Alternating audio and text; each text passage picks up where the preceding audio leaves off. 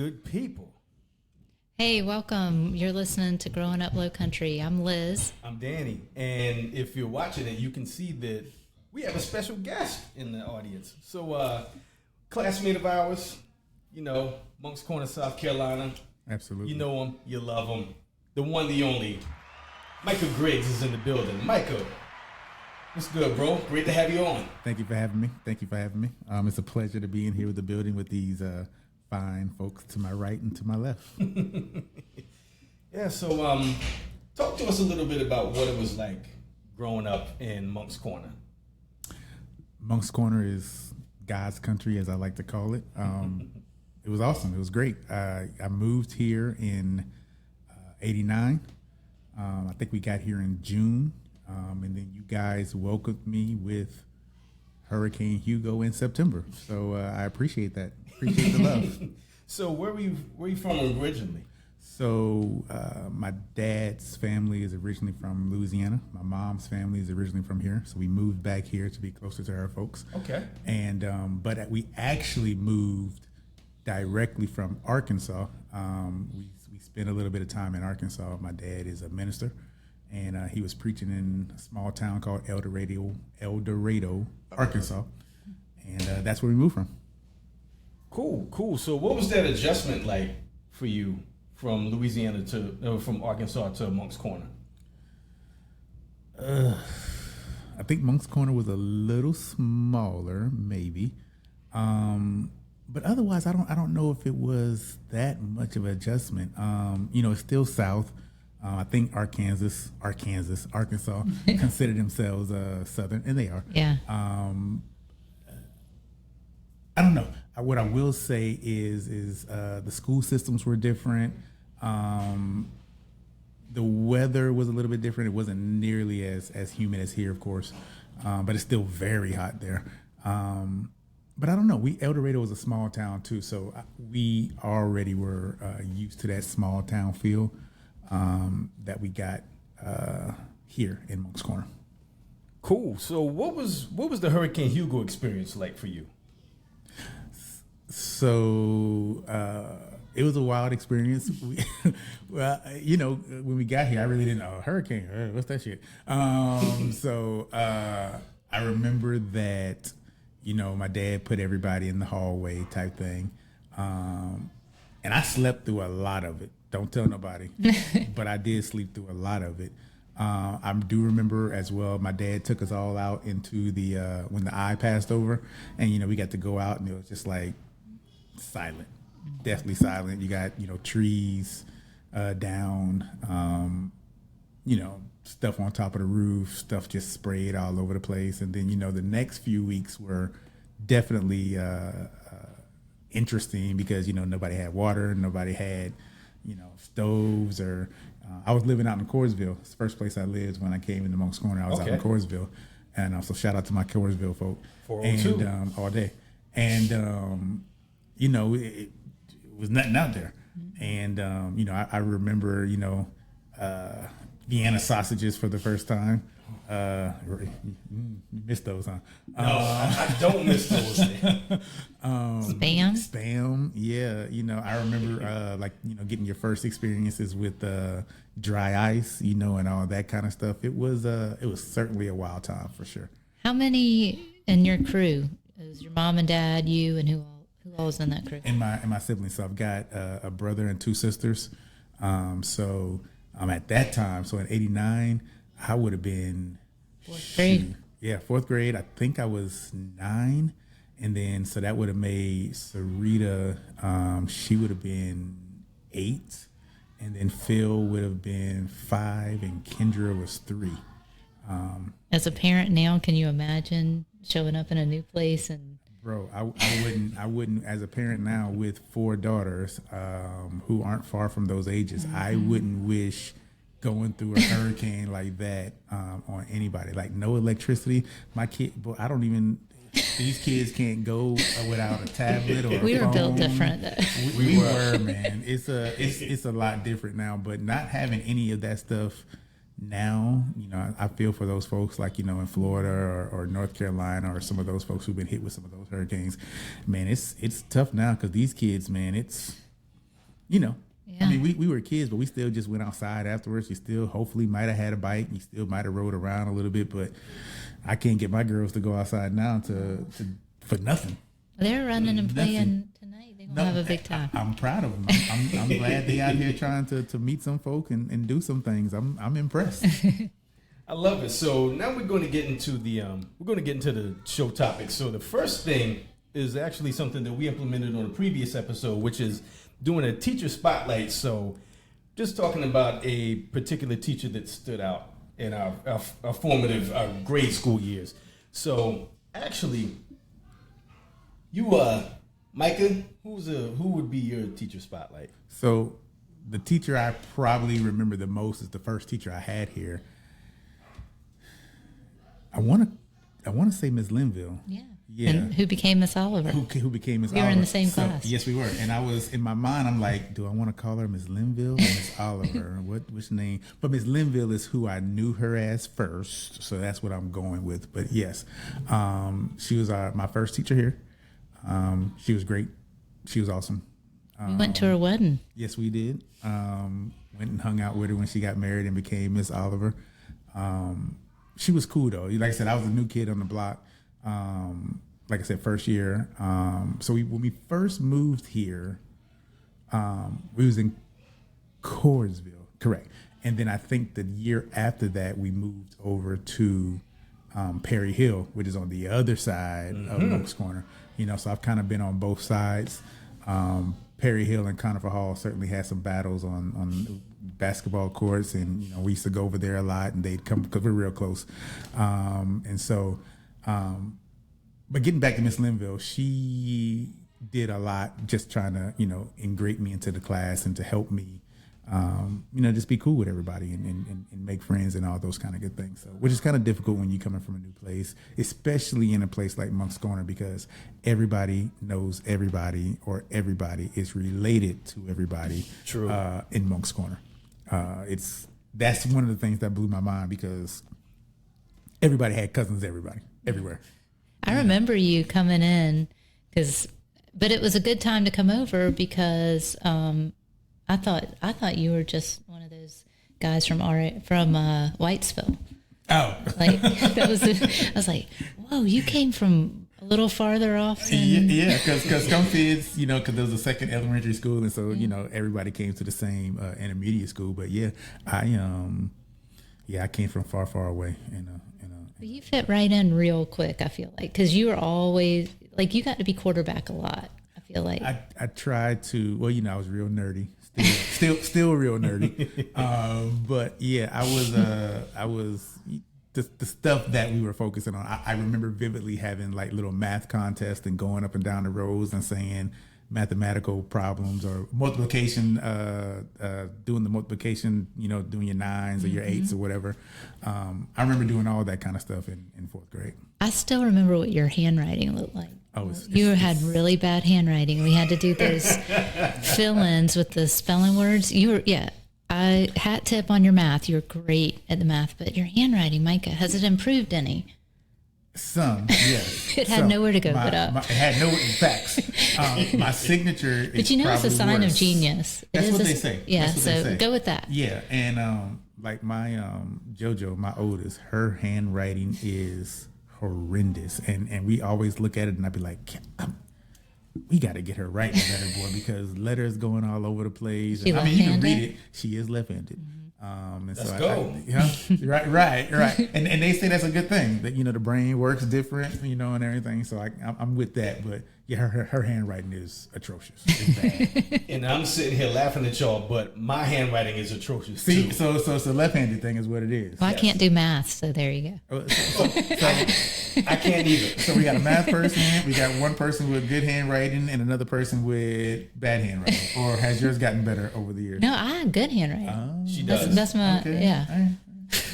So if I need something written, I know who to come to. That's I got right. you. So Liz, who was your teacher spotlight? I was going to go with Miss Cox. Ooh. Is that fair? Yeah. Okay, senior year, because we had her for teacher cadet. Yes. Remember? And we did the butterfly. Remember all that? We got paired together for teacher cadet practice teaching. Yep. And that was a lot of fun. It was. And it also made me realize I don't want to be a teacher. That part. Even though I did have a major in education for a while, because I kind of thought that maybe, possibly, but no. Same here. No. I got enough. I deal with enough now with my kids, just trying to get them to stay on task and do things. I really couldn't imagine it. So shout out to all our teachers. But my mom was a teacher. I have an aunt who's a teacher. My dad was a principal. Your dad was my son's principal. Yeah, he had to set him straight. So, he tends to have to do that on occasion. So yeah. Thank you, Dr. Griggs. Yeah, and I didn't even know he was a principal. I just remember him from being he was a substitute teacher when we were at Berkeley Middle School. Yes. So he started out as subbing, and then when he got his education degree, he taught in up the road, up in St. Stephen for a while actually, and then he was assistant principal up in St. Stephen for a while, and then he came out to he's been all over Charleston now, so Mount Pleasant and School of the Arts, Henley Park, a couple other schools I think. So he's retired now. Well, semi-retired. He still does a little work on a couple of days a week. So. And my mom is retiring in June. Oh, congratulations. Good deal. So they'll be hanging out. And oddly enough, Miss Cox actually taught my dad. For real? Oh, yeah. Wow. Yeah, I remember my dad telling me about her. He came into school drunk one day, and his head was just... my word. He said his head was down on the desk for pretty much the entire class period. And then... I guess she talked to him after class, or she walked up to his desk while she was teaching, and he looked up and he was like, "I'm drunk," and she was like, "Okay." She was like, "Okay, just put your head back down. It's okay." I was like, "Wow, I never knew that." And this was something he revealed to me recently too. That's Wow. wild. Yeah, that's wild. Yeah. Yeah. Well, I know when she first moved to Moncks Corner, my great-grandmother would rent out a room in her home, and she stayed there when she first got to town. And I think that's where she was when she met her husband. They had a beautiful life and relationship. And then her son took piano from my grandmother, and they were really close. So it's all, again, your whole Moncks Corner, everybody. Once again, man, Moncks Corner, God's country, man. It's astounding how the 6 degrees of separation or whatever they call it.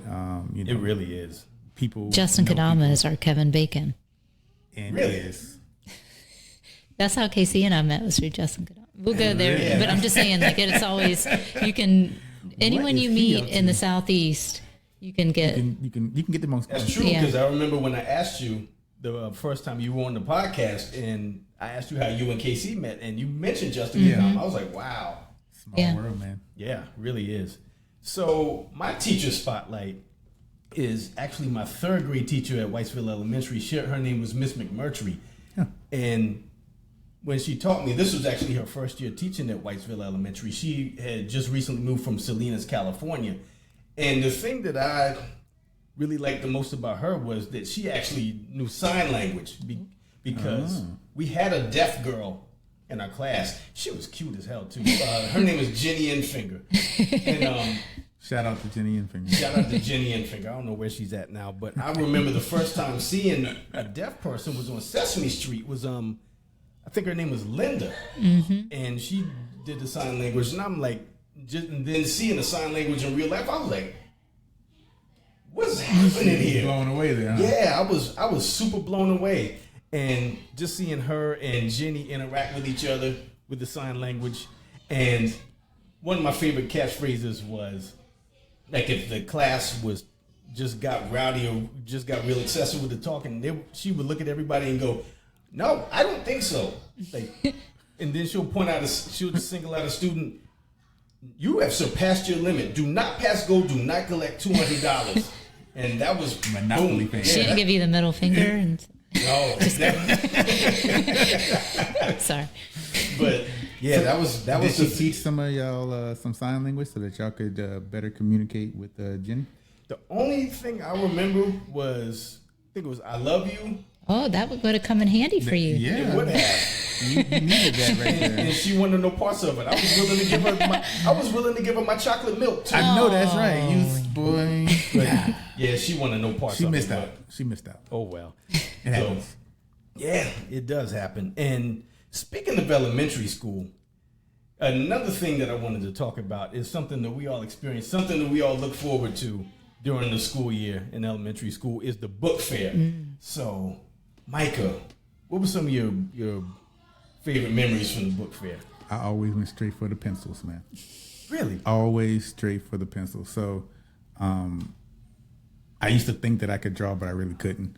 And I always just liked the cool looking pencils too. And then the third reason is I vividly remember in 4th grade playing Pencil fight? Pencil fight. Yes. And I remember us all being in the bathroom. It'd be a group of guys. We'd all have pencils in our pocket. We whip them things out and be like, let go. And you popping them things and you just ready to go. And you know, you might have had an advantage if you had one of them fancy book fair pencils. You know what I'm saying? They was a little bit sturdy. Yeah, man. Be holding that thing back and be trying to pop people's pencils. So we never had a whole lot of money for books and stuff, but my parents used to send us with a few things so we could try to get something, get a book or something kind of thing. But the book fair was always dope, man. Always. You get to go in there, browse a little bit. I miss the book fair. I would go to a book fair now. The smell. Yeah. The smell is great. Yeah. I've got a scar right here from, remember the racer? Yeah. The big ones. I was not going to give in. And I still have a scar to this day. To give yourself a little eraser burn. My skin is gone. Right. I need you to stop that. Yes. Let it go. So did you have like a book series that you were into as a kid? I do know that later on, so like 5th and 6th grade, I read an exceptional amount of like fantasy books. Mm-hmm. I still love not necessarily Dungeons and Dragons, but magic and dragon. Once again, the whole nerd thing. I used to read all of those kind of stuff. So like the stuff that they have series on now, like The Eye of the World, it's on Prime. They've got he's from Charleston. Talking about what's my man's name? I can't even think his name now. It'll come to me in a second. Yeah. He went to the Citadel. Conroy? No, not Conroy. He also went to the Citadel. Also a writer from Charleston. But also from Charleston, yeah. But all of those kind of things, I've read all of those series. So that, and I still do a little bit of that now, except I just don't have as much time. I need to find more time to do some reading. What about you, Danny? What did you read? Man, I was big into Super Fudge. Yeah. Super Fudge is my wheelhouse. And just taking a baton from you, I like the Super Fudge books. I used to like to get the scratch and sniff books. The scratch and sniff stickers from the book fair. Those were my go-tos. And you mentioned them pencil fighting. I gotta say, I was the pencil fighting champion on bus 5 at Whitesville Elementary. But I will say this, and I'm calling out names, and I'm looking directly at you, Stephen Furtick. The way you used to act like you were the pencil fighting champion and your technique, he flat out cheated with his technique. Don't start with me on Stephen Furtick because in the 6th and 7th grade, me and Stephen Furtick used to play. We had these little characters that we created. It was like a Roughneck Fighters or something that we had. I remember this. And we used to play these things. Y'all were dorks. Yes, we used to do this stuff in class. And once again, Stephen Furtick. Y'all drew them out. Yes, we drew them out, and we used to give them like little.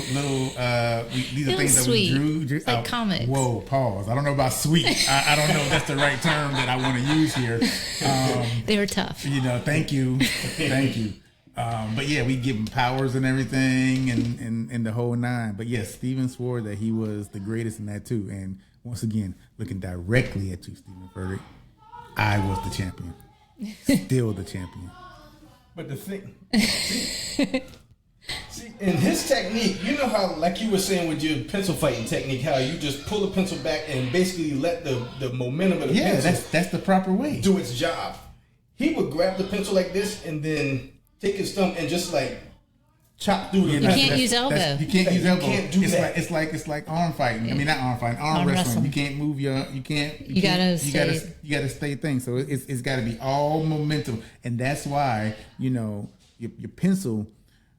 Honestly, sometimes the cheaper pencils are better because they're more flexible, and you get more of that flex when you bending it back like that. And when they take the hit, they have more flex. They got more flex. Hit. Absolutely, those are the cheap ones. The ones that you can get from Dollar General or whatever. Yeah. I used pack to of 10 for $1. I used to take them cheap pencils and do so much damage. I remember, we were riding back home from school, and I swear to you, I had 17 consecutive clean breaks in a row. Like I had my hand. I don't know if I believe that. 17. 17. My hand was hot. Who can we call as a witness to this? I need somebody to verify this number. Leonard Simmons. I got Leonard's number. But if we get him to verify, he may not stop talking. That's okay. But you know what? He can expound your defensive history. He's got a good gift of gab. Ain't nothing wrong with that. But now, another thing that a place that we all attended, as we were growing up low country, is the North Charleston Coliseum. And I remember when it first opened in 1993.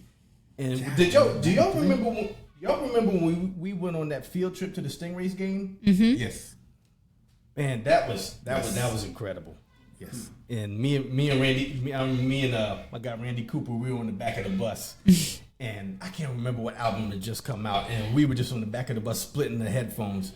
He brought his Walkman, I brought the tape, and I was like, man, we were just jamming the whole way there on the back of the bus. But you don't know how warm that makes me feel by you saying Walkman and tape. I mean, these kids have no idea about the lengths that kids we had these days to go through to actually listen to music. I remember when one of these rap groups came out and they was doing all the cussing and you used to have to sneak around to listen to the music. And like I said, my dad was a preacher and he was not having none of that. I think it was specifically Onyx. Ooh. When Onyx dropped, and I think I might have been 8th grade middle school when Onyx dropped. Boy, he was not a fan. Well, it used to be like if you got a CD or a tape from Walmart, they would, like Tom Petty came out with that song. It's like, and it would say, "Let's roll another joint," but it said, "Let's roll another noise." Yes. For a long time, I was like, "What is a noise?" Trying to figure it out, weren't you? Trying to figure it out. Yeah. Bleep that stuff out. Yeah. That's right, because Walmart did have the censored music. Yeah. Mm-hmm. Oh, yeah. Because, you had to go to the other side or whatever, to the back or whatever, to get the explicit version or whatever they called it. Yeah. Yeah. I remember those days, man. It's a different era. So were there any shows or any concerts? My first concert, I went and saw Hootie and the Blowfish with Charlotte Berry. Wow. She could drive, and I mean, I was like 13 or 14. It opened like 93, 94. Yeah. Somewhere around there. And cracked rear view. Couldn't tell me nothing. I was so cool. Gosh, I was cool. Sure. 13 at your first concert? Oh, I don't man. think I went to a concert until, I might have been in my 20s probably. Y'all was living life out here in these streets, man. I salute y'all, man. Well, I mean, it was almost at that time period for me too. Matter of fact, you remember when the Hard Knock Life tour made a stop in Charleston? Yeah. And that was the first place. That was the first concert at the Coliseum that I went to. That's wild, bro. Yeah. So, and you got to see some folk in their prime if you caught that concert in Charleston. Jay-Z and DMX in Charleston. Like, what are the odds? Yeah. For real. Like, Charleston ain't like Charlotte or nothing, but we was getting some folks back in the day. Yeah. That's heavy, man. I can't even think of my first concert. I know, back when I was dating my wife, so I guess it's like 15, 16 years ago, I remember a couple concerts, but I don't remember anything from my high school years. My daddy was like, "You is not going out there to listen to that secular music, sir. Where do you think you are?" Did you have any nice gospel adventures? No. You better pray in this house. Oh, man. But I feel like I saw you were out, like you were at Sonic. I mean, I've been to Sonic, sure. But that was a hangout, like after the football games and stuff. I mean, You'd be there. I might sneak out and, be out there for 15, 20 minutes. Dr. Graves, we're going to need you to earmuffs. I got to get home, guys, because I'm not messing with. And, when we was in high school and stuff, I worked at the McDonald's and stuff like that, so I had to be out a little bit. Yeah, man. Boy, I used to keep my house lush with cheeseburgers and apple pies. I used to have I get off work, go ahead and let me get those 4 right here. I'm going to want to take them all home. And at the end of the shift, remember y'all had to throw stuff out so people would just roll. I don't know who these people are, but in theory, they would just roll by and pop the trunk of their mama's car and just be like, hey, I'm be around by the dump site. I don't know who these people are. If I was hungry, I don't just gotta have a single cheeseburger. I might need a quadruple burger or some junk. You know what I'm saying? So it wasn't. We weren't stealing because you were gonna have to throw it out anyway. That is certainly not stealing. I was going to have to. That was the rules. Those were the rules. Couldn't keep it. Set by Mickey D's. Corporate. Thanks. True. And I remember at the Coliseum when UConn had actually come down here to play College of Charleston at the Coliseum. And me and my Uncle Virgil went to that game. And that was my first time seeing Ray Allen play in real life. And my mom was just so blown because to this day, he has the prettiest jump shot I've ever seen in my life. No disagreement there. And the fact that he's actually from South Carolina. So he played his high school ball at Hillcrest Dalzell, which actually John Morant's dad and him were teammates. Huh. Did not know that either. Yeah. So you a big College Charleston fan then? Yeah, I went to College of Charleston. Granted, it was brief, but I did go there. But you was there, yeah. And the Cougs have been good throughout the years, man. I remember them with some crazy upsets. I remember when they upset North Carolina. I want to say they upset another ranked team in the past, 20 years. But for them to be a mid-major, man, they've done some things in the Chuck, man. It's and they've sent some people to the league, and it's. College Charleston is always a good time too. My brother went there. Sarita went there. Not Sarita, excuse me, Kendra.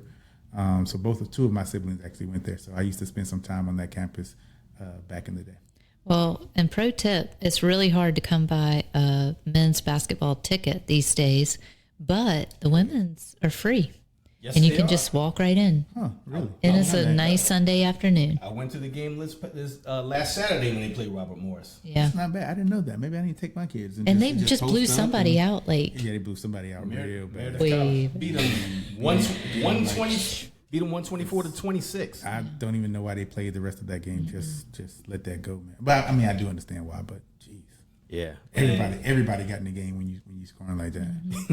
Everybody. That's true. And I also remember you remember the Charleston Low Gators. They were the NBA G League team. I don't remember the Low Gators being here. When were they here? This was like early 2000s. This is when the G League had first started, and at that time they had it was only 8 teams, and all of them were based in the Southeast. And we got a franchise in Charleston. Huh. And I used to go to every game. Alex English was their first head coach. And Get out of here. I would always go to their games, and I would always sit behind the visitors' bench. And I actually have a Matt Barnes story. Okay. Definitely want to hear this. Actually got thrown out of the Coliseum cussing at Matt Barnes. Danny. I was drunk. I'm loving this. I am loving this. So at the time, he was playing for a squad called, they were the Fayetteville Patriots. And he was on the team. Who else was on that team? Terrell McIntyre used to play point guard at Clemson. He was on the team. I remember the name. Jason Capel, that played in North Carolina, was on that team. Yeah. But he had a particularly just spectacular game that night. And I had one drink too many. And he probably deserved it. No, he was doing his job. He was doing his job. I'll give him his credit. And so they called timeout. This was like in the third quarter. He had like 30-something points. Wow. And I was just sick of him. And I'm just cursing him out. And I took my box of popcorn and threw it at him.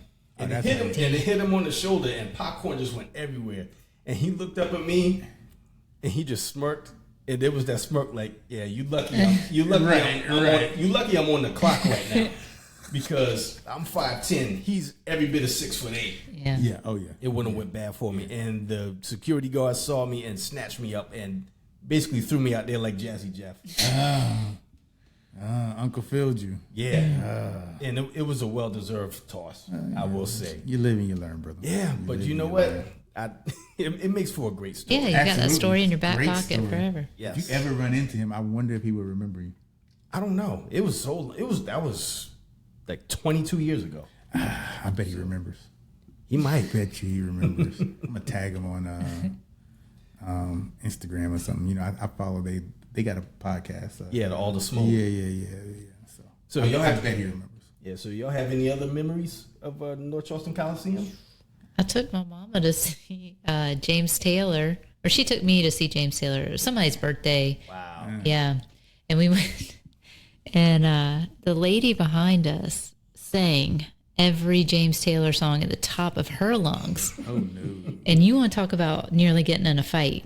I mean, I did not pay to hear her. Right. Yeah. And, you know, it's not like a, I don't know, like Grateful Dead or rap or like, it's not like it's loud and you're in there, everyone's singing like, yeah, wow. No. This is a different vibe. Sure. Lady, shh, we don't need that. Shh. Trying to enjoy. Oh, man. And I saw Dolly Parton there. Really? Y'all, that woman's so smart. When was Dolly here? Casey and I went. We were married, so it's been within the last 15 years. Wow. And she looks amazing. What have I and been doing? You know what she does? She put like rhinestones and stuff all in her big hair, so you can never take a flash photography picture of her. Wow. Because it just flares her out, and so she'll never have a bad picture. Isn't that smart? That is genius. She didn't get where she is being a dummy. I'll tell you that. No, you're right about that. No. Yeah. I mean, she knows her stuff. She does. So, takeaways. Liz, what did you learn from this episode? I learned that Micah's daughter also has bad handwriting, which means she's probably also brilliant, which I probably could have told you after talking to her for a little while. But but it is a sign of genius. It is. And yeah, go ahead. I learned a lot, and I could keep going, but y'all go ahead. Go ahead. Next. It's not something that I learned, but something that I, reaffirmed. I love kicking it with you guys. You know, this is the first time that we've kicked it since we was at the bowling alley. Yeah. And it was just us, and we hung out. We miss and you, Curtis. We do miss you, Curtis. Shout out to Curtis. Shout out to Curtis. But we just kind of hung out and just kicked it and relaxed. And it's I need to do better with staying in touch with folk and hanging out and just getting out and just making sure that my people are doing all right. I've been a little slack on that front, so I need to get back to some of the basics. You know what? Me too. I agree. I gotta tighten up with that as well. Yeah. So we ain't getting no younger, man. Yeah, that's true. And my biggest takeaway, I didn't realize that Dolly Parton had that technique with the rhinestones in the hair. That's mind blowing to me. It is still. It is. And I didn't know that you were a pencil fighting enthusiast like me. Listen, if you had some pencils right now, we'd be. I have pencils. Stay tuned. We'd be going at it. Winner take all. Yes, indeed. So, Micah, this was great. This is awesome. Thanks the for time went by so fast. It did. It really did. It flew by, man. I mean, I feel like I could talk about Moncks Corner actually, for a while, man. I think we all got like stories. I remember, like I said, I remember riding my bike all up and down 52. Parents don't know where you at. You just on the bike. You just going. Even from high school, I remember Larry Charlemagne copying off my paper in Spanish class. He might not remember, but I remember. Miss Morningstar? Yes. Yeah. Teacher? Yeah. And I'm still not good in Spanish. And so, any last words, Micah? I'm sad already, man. Time went by so fast. We'll have you back. You got to have me back. Yeah, we'll do it. You got Definitely to do it back. again. I look forward to just staying connected with you guys, like I said, and just making sure that we continue the journey together. Right on. And where can the people find you? Oh, Yeah, I got some social medias, but I be on them things, but I don't really be on those things. But I'm the DMJG on Instagram and on Twitter. I'm Micah Griggs, of course, on Facebook. Is there other stuff out there that I need to be on? Because I don't be knowing. No. You know, I think you got them. I think those are the main ones. You know, We're only concerned with people in their 40s. Fact, So. listen, I don't know too much about this new stuff, so. I'm not even on Instagram, really. Yeah, I take pictures of my kids. That's mostly what's on there. They're Kids cute. They're kids. real cute. I got them on there. But other than that, man, I don't really be doing too much, man. I'm low key. I work too much. Hey, that's not a bad problem. And I watch football. Go Niners. Go Niners. Are y'all still, real quick, I do have a question. Are y'all still cooking? Yeah. So, we lost the restaurant during COVID. But it was a good run. But we're still catering. We just hit 10 years. Wow. Just stuff at catering. Y'all need to know how to get in touch with Micah and his wife, Shantae. You really need to get in touch with Shantae. She is the chef and the mastermind, and she puts all the things together. I just gave her a little push when we got married, but you can't see me, but I'm a little fat. And if I was married to your wife, I would be 7,000 pounds. She's well fed. But you can find her she's Just Stuff at Catering on Facebook and Just Stuff at Catering on Instagram and on Twitter. If anybody's got any events coming up and you need some help, feel free to hit us up. She will be more than welcome to whip something up for you and your folks. Y'all did my dad's funeral. Yeah, catered everything yeah. at my dad's. We've done your dad's funeral. We've actually done a few of our classmates brought some food for funerals, and then baby showers. We did the whole span of your lifetime. Y'all catered that 20th reunion we too, did right? the 20th reunion. Yeah, we hung out and everybody came down. It was a good time. It was. Yeah, can't complain about the reunion. We need to do it again. What are we coming up on now? This is what? I don't do math, guys. Y'all got to figure this out. 23 was 25, so I guess this year was 26. Yeah. So we need to reach out to the folks, and even if it's just not an official thing, Curtis, we'll hit you up. You always in town, and all the folks who are close and everything. Maybe we just need to get together and make something happen. Bowling alley is always bowling alley. It is. Brianna Bennett. I'll hit you up. Yeah, shout out Brianna too. She always pulls up. Always pulls up. Always available. Yeah. So Micah, thank you for being a guest, man. This was such an awesome time. Thank you for having me, man. I appreciate you. Yeah, thank you. And thank you all for listening. Make sure you like, download, and subscribe to Growing Up Lowcountry with Liz and Danny. Make sure you subscribe to my YouTube channel. You can find me at Danny Foxworth 843. There you can find all the videos for all the episodes of this podcast, as well as my baseball podcast, At the Plate with Danny Foxworth, and my Candle podcast, which is coming soon, a new episode, which is entitled A Wicked Good Time with Danny Foxworth, and also Since We Last Spoke with Danny Foxworth. And for Liz, Micah, and myself, this has been another episode of Growing Up Lowcountry with Liz and Danny. And until next time, y'all be good. Take it easy.